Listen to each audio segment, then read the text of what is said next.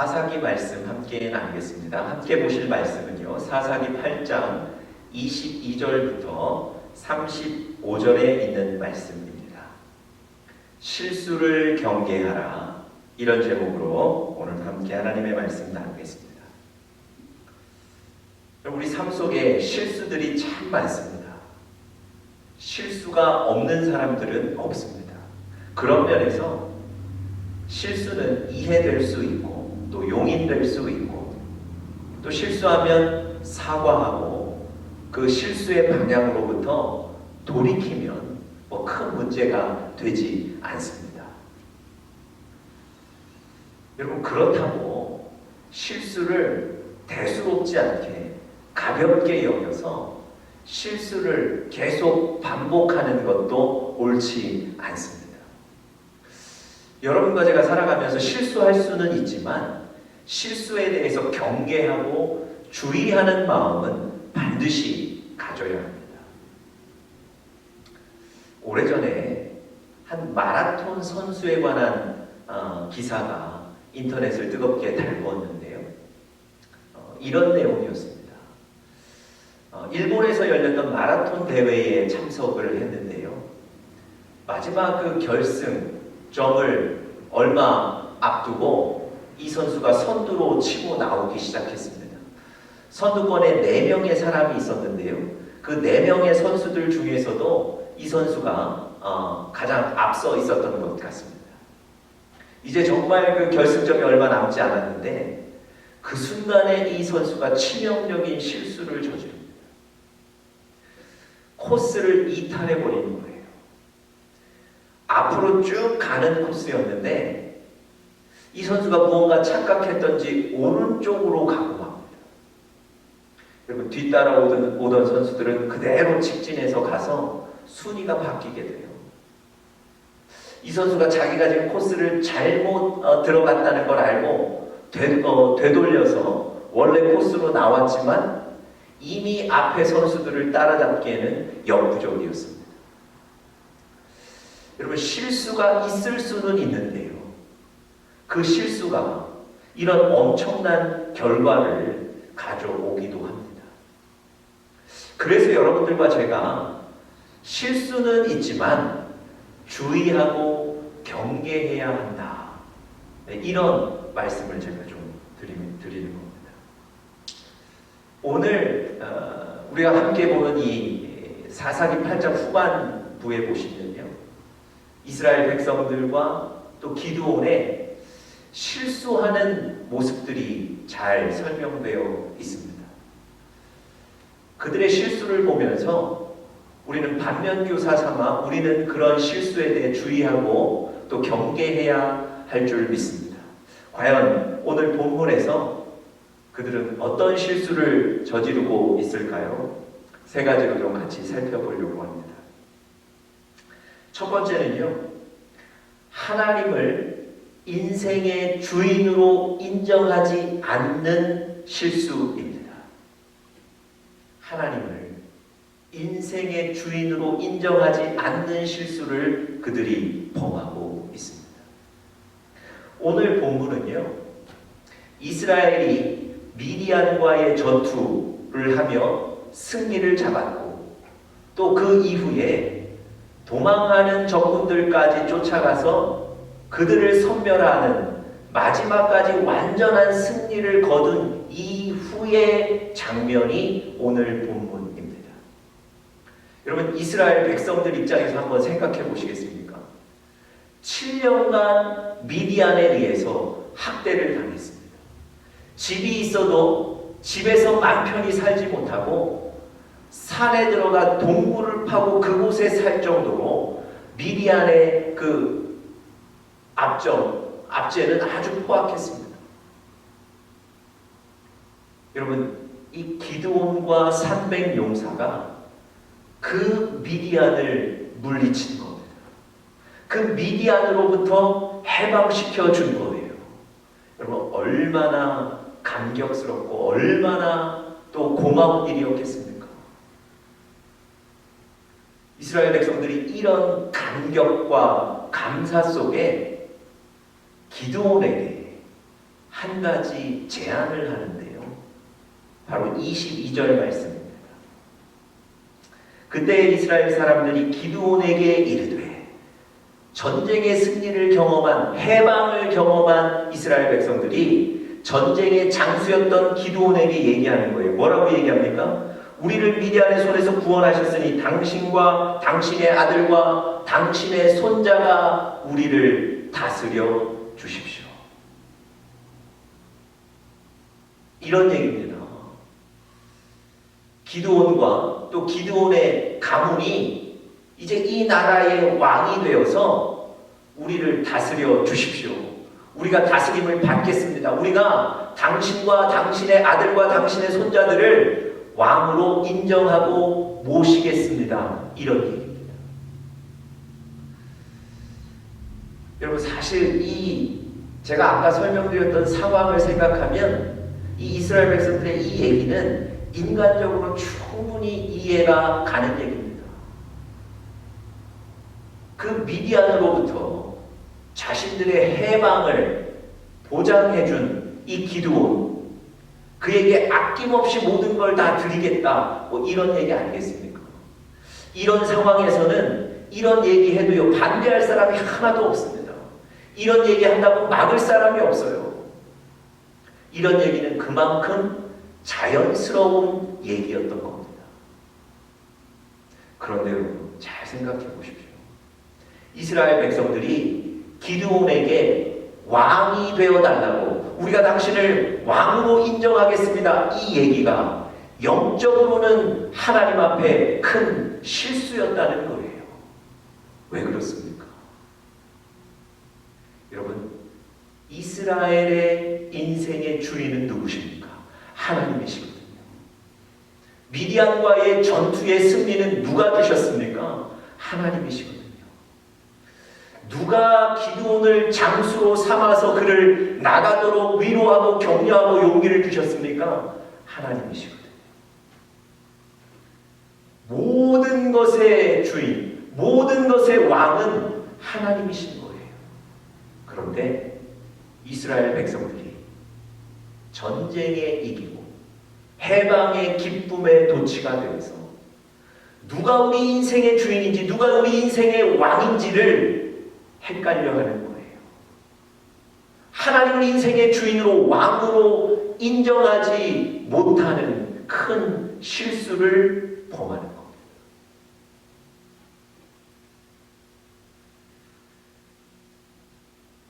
여러분, 하나님께서요, 기드온과 32,000명의 병사가 미디안을 향해 나갔을 때 하나님 그 군사가 많다고 하셨죠. 그래서 그 32,000명의 병력을 줄이셨습니다. 결국은 300명 남기고 다 돌려보내셨습니다. 여러분, 왜 하나님이 32,000명도 많지 않은데 그것의 1% 300명만 남기고 다 돌려보내셨을까요? 하나님 그 이유를 분명히 얘기하셨습니다. 군사의 숫자가 많으면 승리를 하더라도 이 군사의 규모와 숫자 때문에 이겼다고 생각한다는 거예요. 아니, 그러기가 쉽다는 겁니다. 하나님은 그거 원치 않으셨어요.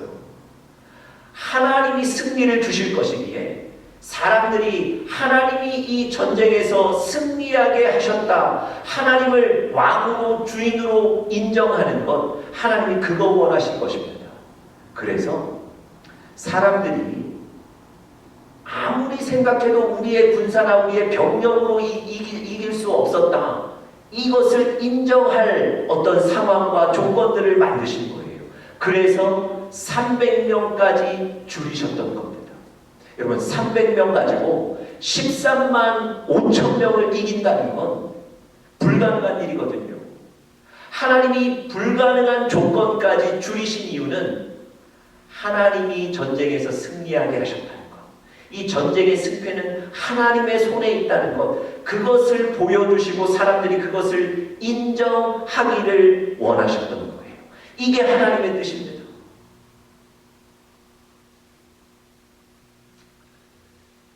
여러분, 하나님은 이스라엘 백성들이 이 미디안과의 전쟁에서의 승리, 이 해방을 통해서 하나님이 우리 인생의 왕이시다, 이걸 인정하기를 원하셨던 거예요. 그런데 오늘 22절 본문 보니까 이스라엘 백성들은 하나님의 뜻과는 전혀 반대로 나가죠.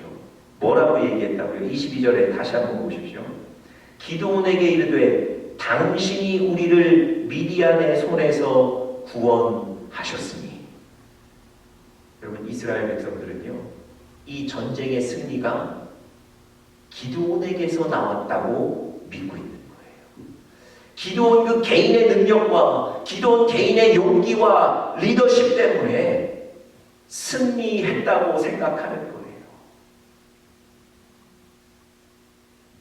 그래서 자신들의 인생의 왕을, 자신들의 나라의 왕을 하나님이 아니라 기드온이라고 오해하고 있는 겁니다. 이것이 바로 이스라엘 백성들이 범한 큰 실수였습니다. 여러분, 이 요청에 대해서 기드온은 뭐라고 대답하나요? 23절 보십시오. 기드온이 그들에게 이르되, 대답하는 겁니다. 내가 너희를 다스리지 아니하겠고 나의 아들들도 나의 손자들도 당신들을 다스리지 아니할 것이다. 오직 여호와께서 너희를 다스리실 것이다. 여러분, 기드온은 알고 있는 거예요. 이 전쟁의 승리가 어디로부터 나왔습니까? 하나님으로부터. 하나님이 이 나라와 이 전쟁의 왕이고 주인이신 것을 기드온은 분명히 알고 있는 겁니다. 그래서 그들의 요구, 그것이 유혹은 됐겠지만 분명하게 거절하는 거예요. 여러분, 여러분과 저에게도 하나님을 인생의 주인으로 인정하는 믿음의 고백이 계속되기를 간절히 축복합니다. 어떤 상황에서, 어떤 문제에서 하나님이 인생의 주인 되신 것을 혼란스러워해서 사람이나 조건이나 환경이나 상황을 인생의 주인으로, 왕으로 삼는 실수를 범하지 않으셔야 합니다. 어떤 결과를 받아들고 하나님께 감사하는 것을 잊고 계십니까? 어떤 결과를 받아들고 가장 먼저 하나님 앞에 무릎 꿇고 하나님이 하셨습니다, 감사합니다, 이 고백을 잊고 계신가요? 그렇다면 여러분들과 저도 사실 오늘 이 이스라엘 백성들처럼 다른 무엇인가를 인생의 왕으로 인정하는 실수를 범할 수 있는 겁니다. 사람이 좋아서, 내 옆에 아주 훌륭한 사람이 있어서, 환경이, 조건이 나에게 유리해서 그것 때문에 전쟁에서 승리하고 좋은 결과를 거두었다고 믿으신다면 여러분과 저도 하나님을 주인으로 인정하지 않는 실수를 범하는 거예요. 여러분, 300명으로 13만 5천 명을 이긴 이 상황을 보고도 하나님이 하신 것을 인정하지 않는 것이 우리 인간인데, 여러분, 우리에게도 이런 실수할 개연성이 아주 많습니다. 경계하시고 주의하셔야 합니다. 다윗이 여러분 어느 순간 자신의 군대의 병력의 규모를 계수할 것을 명령하죠. 왜 그랬을까요? 군대의 숫자가 많으면 안전할 것이고, 군대의 숫자가 많으면 어떤 전쟁에 나가도 이길 것이다. 군대의 병력의 숫자가 전쟁의 승패를 좌우한다고 믿었던 거예요. 그 순간만큼은 하나님을 인생의 나라의 왕으로 인정치 않았던 겁니다. 다윗의 그 실수 때문에 하나님 징계하셨습니다. 여러분, 하나님을 인생의 주인으로 인정하고 믿고 고백하는 이 은혜들이 여러분과 저의 삶에 있기를 간절히 축복합니다. 다른 어떤 것을, 하나님 외에 다른 어떤 것을 인생의 왕으로 주인으로 인정하지 마시기를 또한 부탁드립니다. 오늘 본문에 나오는 두 번째 실수는요, 자기를 넘어지게 하는 올무를 만들었다는 것입니다.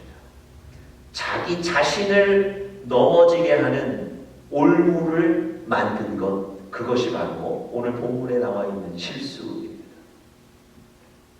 여러분, 일반적으로요, 올무나 함정은 자기 자신을 위해 파는 게 아닙니다. 적들, 대적들을 넘어뜨리거나 그들을 빠뜨리게 하기 위해서 올무를 만들고 함정을 만드는 거예요. 만약에 내 자신을 넘어뜨리고 내 자신을 빠뜨리기 위해서 올무나 함정을 만든다면 미련한 일이죠. 실수입니다. 그런데 오늘 본문에 보니까 자기 자신과 자기의 백성들과 자기의 가족들을 빠뜨리는 올무를 만드는 실수가 나와 있습니다. 기드온이 이스라엘 백성들이 왕이 되어달라는 그 요청을 믿음으로, 겸손한 신앙으로 거절하죠. 거부하죠. 그리고 나서 오늘 본문에 보시면 이 기드온이 이스라엘 백성들에게 한 가지 요구를 하는데요. 나에게 당신들이 지금 가지고 있는 금을 다 달라, 이런 요구를 합니다. 여러분, 아니 나라의 왕으로까지 추대하겠다고 했던 그 백성들이 겨우 금을 달라는 그 요구를 못 들어주겠습니까? 기쁨으로 듣는 거예요. 사람들이 자기들이 가지고 있는 금을 다 가지고 나왔는데 자그마치 20kg쯤 되는 금들을 다 가지고 나왔습니다. 여러분, 이 기드온이 왜 갑자기 금을 달라고 그랬을까요? 물질에 관해 좀 욕심이 생겼던 걸까요? 그렇지는 않았을 것 같습니다. 아니, 믿음으로 하나님 앞에 하나님을 왕으로 모셔야 됩니다 고백했던 사람이 갑자기 물질의 마음을 빼앗겼을 리는 없을 것 같습니다. 과연 이 금을 왜 가지고 나오라고 했을까요? 오늘 본문 잘 읽어보니까 그 금으로 에봇을 만들었다, 그렇게 기록합니다. 그리고 자기가 살고 있는 성의 그 에봇을 말하자면 걸어놓은 거예요. 여러분, 이 에봇이라는 거는 대제사장들이 입는 상의 옷입니다. 하나님께 물을 때, 하나님의 뜻을 분별할 때 대제사장들이 이 에봇이라는 옷을 입었던 거예요. 아마도 이 기드온은 전쟁의 승리를 기념할 뿐만 아니라 영적으로 좋은 의미에서 에봇을 만들어 걸었던 것 같습니다. 그런데요, 이 에봇을 만든 것 때문에 사실은 생각지 못하는 결과들이 벌어지고 있습니다. 자, 27절 한번 보시죠. 그 에봇을 만든 결과입니다. 기드온이 그 금으로 에봇 하나를 만들어 자기의 성읍 오브라에 두었더니 온 이스라엘이 그것을 음란하게 위함으로 그것이 기드온과 그의 집에 올무가 되느니라. 여러분, 이스라엘 백성들이 그 에봇을 음란하게 위하였다. 이건 어떤 표현일까요? 영적으로 하나님 앞에 나가 기도하고 하나님 앞에 나가 예배하고 하나님을 높여드리는 것이 아니라 이 에봇 앞에 나가 빌고 무릎 꿇고 기도했다는 거예요. 마치 이 에봇이 하나님인 양, 마치 이 에봇이 우리를 이기게 하고 해방시켜 준 것이냐. 에봇, 그 에봇이라는 옷 앞에다가 절하고 기도했다는 거예요. 여러분, 에봇 자체는 나쁜 것이 아니지만 그것을 향해 절하고 그것을 향해 기도한다는 건 이 에봇도 우상이 되어버리는 거예요. 여러분, 생각해 보십시오.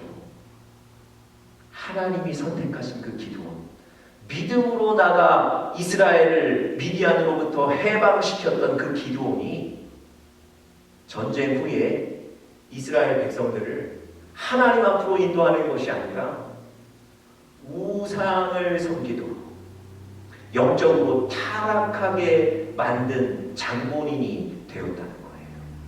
뿐만 아니라 27절 제일 마지막에 보니까 그것이 기드온과 그의 집의 올무가 되었다는 거예요.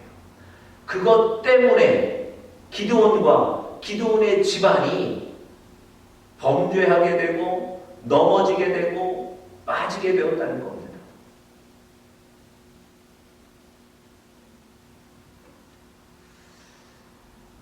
자신과 자신의 백성들을, 자신의 나라를 넘어뜨리는 올무를 만드는 실수를 한 거예요. 여러분, 왜 기드온이 이런 실수를 범했을까요?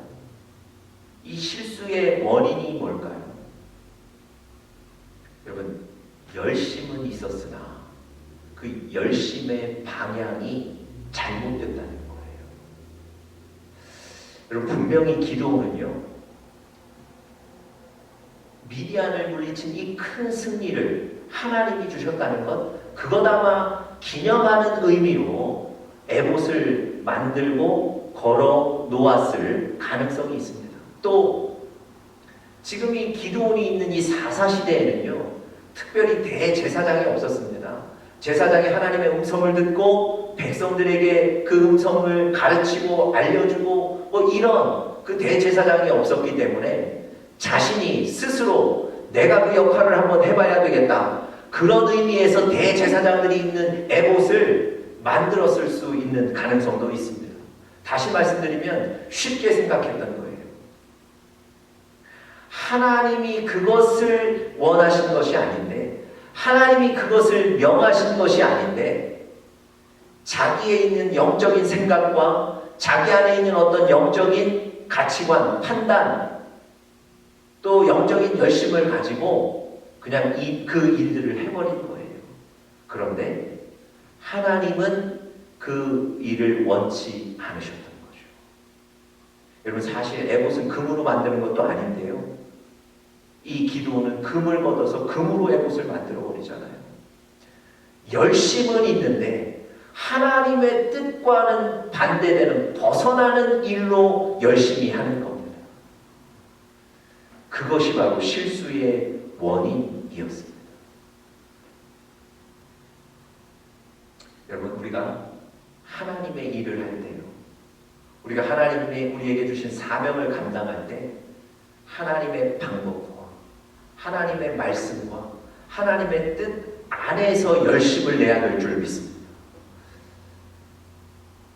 여러분, 성경을 읽는 것은 중요한데요, 그 성경을 읽겠다고 다른 사람의 양초를 훔치면 그게 용인이 될 수 있습니까? 아니죠. 하나님이 우리에게 맡겨주신 일들, 하나님의 사명들, 하나님이 우리에게 주신 삶을 살아낼 때에 나의 생각과 나의 방법과 나의 지식이 아니라 하나님의 말씀과 하나님의 뜻 가운데 열심을 내서 그 사명을 감당해야 될 줄 믿습니다. 기드온이 열심은 있었으나 하나님의 뜻을 벗어난 열심을 냈던 것, 그것이 바로 실수의 원인이었던 겁니다. 여러분, 다윗이 이스라엘을 다스리던 동안 3년 연속으로 일어난 기근이 있었습니다. 여러분, 1년도 아니고 3년 연속으로 그 땅에 기근이 있었다는 건 분명히 큰 어려움이 있었다는 걸 뜻합니다. 하나님께서 왜 이 기근을 주셨는지 이유를 말씀해 주시는데요, 이렇게 말씀해 주세요. 사울이 왕으로 있었을 때 사울이 기브온 족속을 멸하였다. 그들을 학대하고 그들을 죽이고 그들을 밀어낸다. 그것 때문에 내가 너희 땅에 너희에게 3년 기근을 주고 있는 것이다. 여러분, 이 하나님의 말씀이 좀 이상하지 않습니까? 가나안 땅에 들어갔을 때 하나님이 이방 족속들을 다 밀어내라고 하셨거든요. 이 기브온도 사실은 이방 족속 중 하나입니다. 밀어내야 될 대상이에요. 사울이 그들을 밀어냈는데 하나님은 그 기브온 족속을 밀어냈다고 오히려 지금 징계하고 계신 거거든요. 여러분, 이 안에 어떤 의미들이, 어떤 또 스토리들이 있을까요? 여러분, 여호수아가 이스라엘의 그 리더로 있을 때 기브온에게 하나님의 이름으로 한 가지 약속을 해요. 내가 우리 이스라엘 백성들이 너희들은 보호할 것이고 너희들은 지킬 것이다. 하나님의 이름으로 분명히 약속을 하거든요. 하나님의 이름으로 약속했기 때문에 하나님도 그것을 지키시는 거예요. 그런데 사울이 이 기브온만은 지키고 보호했어야 하는데 그 기브온을 학대하고 학살하고 몰아낸 거예요. 하나님께서 사무엘하 말씀에서 이때의 사울의 실수에 대해서 이렇게 정확히 말씀하십니다. 사울이 이스라엘과 유대에 대한 열심이 있었다. 열심 때문에 기브온을 밀어내고 학대했다. 얘기합니다. 여러분 잘 보십시오. 사울도 열심이 있었던 거예요. 그런데 그 열심이 하나님의 뜻과는 맞지 않는 열심이었던 거예요. 여러분, 그런 의미에서 하나님의 말씀을 잘 아셔야 됩니다. 하나님의 뜻이 무엇인지를 잘 알고 나가셔야 합니다. 날마다 하나님께 물으셔야 합니다. 하나님께서 여러분과 저에게 주신 그 방법과 말씀으로 그 가운데 열심을 내시는, 그래서 실수 없는 그 열심의 성과를 거두시는 여러분들과 제가 될 수 있기를 간절히 축복합니다. 마지막 세 번째 실수는요, 왕처럼 사는 실수를 범했습니다. 왕처럼, 이 땅에서 왕처럼 사는 실수를 범했습니다. 여러분, 기드온이 이스라엘 백성들에게 분명히 얘기했죠. 나는 너희를 다스리지 않는다. 아니, 다스릴 수 없다. 왜냐하면 하나님이 이 전쟁에 승리를 우리에게 주셨고 그 하나님이 바로 우리나라의 왕이시고 우리의 인생의 왕이시다. 그럼 정말 멋진 믿음의 고백 아닙니까? 대단한 믿음의 고백 아닙니까? 여러분, 기드온이 인정하는 거예요. 내가 여러분의 왕이 아닙니다. 내가 내 인생의 왕도 아닙니다. 하나님이 우리 인생의 왕이십니다. 여러분, 이 고백을 하고 난 뒤에 기드온의 삶을 오늘 본문에서 적고 있는데요. 29절부터 보시면 사실은 그의 삶이 그의 고백과 일치하지 않았어요. 그는 분명 자신은 내 인생의 왕은 하나님이십니다. 우리나라의 왕은 하나님이십니다. 고백했는데요. 29절부터 그의 삶의 모습을 보면 왕으로 살고 있어요.